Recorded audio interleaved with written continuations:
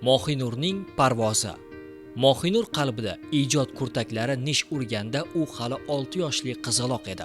Tabiatning go'zal manzaralari, iforini taratib turgan anvoyi gullar, yashillikka burkangan dov daraxtlarni ko'rganda jajji yuragida ajib hislar paydo bo'lar, ularning tasvirini qog'ozga tushirib ko'rardi.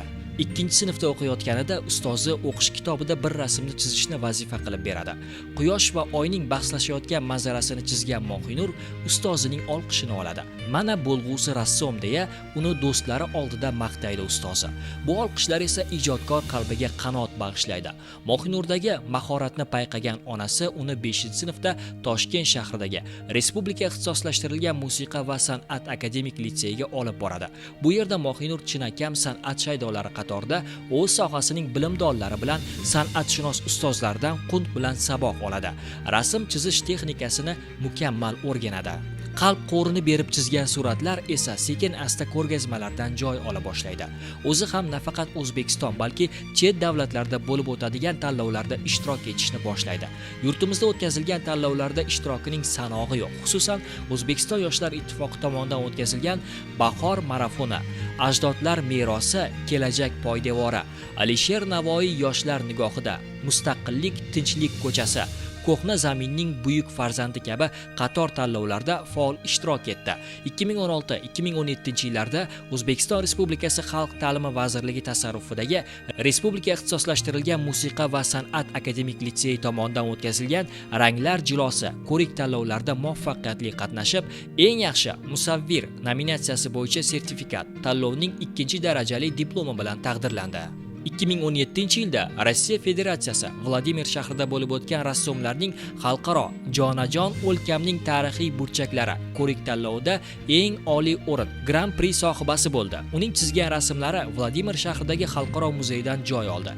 2016-yil Chexiya Respublikasining Madaniyat, ta'lim, yoshlar, sport, tashqi ishlar vazirliklari hamda UNESCO tashkiloti tomonidan tashkil etilgan 44-xalqaro yosh rassomlar ko'rik tanlovida ishtirok etib, faol ishtiroki uchun mukofotlangan. Bolgariyaning Montana shahrida bo'lib o'tgan milliy raqs mavzusida yosh rassomlar ko'rik tanlovida o'z asarlari bilan qatnashdi. Musavvirning ijod namunalarini kuzatsangiz, natyurmortlarda yurtimizdagi sarxil mevalar ko'z oldingizda namoyon bo'ladi. Ajib manzaralarni tomosha qilib, o'zingizni o'sha joylarda yurgandek his etasiz. Tanlangan ranglarning uyg'unligi ko'nglingizga xush yoqadi, tasavvuringizni boyitadi. Bularning bari rassomning nozik did sohibasi ekanidan darak. Yurtimiz tabiatini juda yaxshi ko'raman, deydi Mohinur. Uning go'zalligini ko'rsatish uchun qo'limga mo'yqalam olganimda hassos shoirimiz Hamid Olimjonning Vodiylarni yayov kezganda deb boshlanuvchi mashhur she'ri xayolimda charx uraveradi. Ulg'ayib dunyo kezib, yurtimizni nima uchun jannat makon diyor deyishlarini endi bilyapman. Bir qancha yurtni ko'rdim. Bari bir-biridan chiroyli, o'ziga xos, lekin O'zbekistonimiz boshqacha. Darvoqe, inson shakllanayotganda u o'sib ulg'ayayotgan muhitning ta'siri nihoyatda katta bo'ladi. Shu jihatdan Mohinur yutuqlarni qo'lga kiritishda san'at va sportsevar oilasining ta'siri katta ekanligini ko'rish mumkin. Oilada voyaga yetayotgan 5 nafar farzandning to'ng'ichi Mahliyo oliy o'quv yurtida tahsil olsa-da, til o'rganishga ishtiyoqi baland. 2 o'g'il Mehrojiddin, Mehriddinlar sport ixlosmandlari. Yosh Mehrojiddin karate bo'yicha jahon chempionligini qo'lga kiritgan.